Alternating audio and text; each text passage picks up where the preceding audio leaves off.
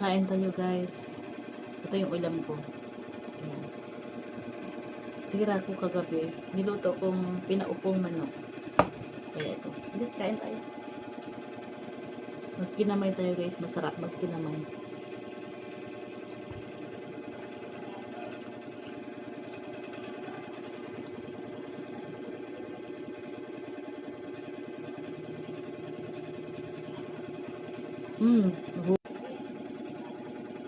Naghugas ako ng kamay guys. Kaya huwag kayo mag-alala. Bago ako umupo dito, naghugas ako ng kamay. Kaya kakain tayo. Sarap.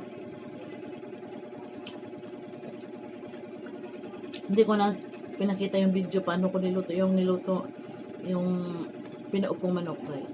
Next time, sa sunod na video ko, ipapakita ko sa inyo kung anong ingredients ng aking pinaupong manok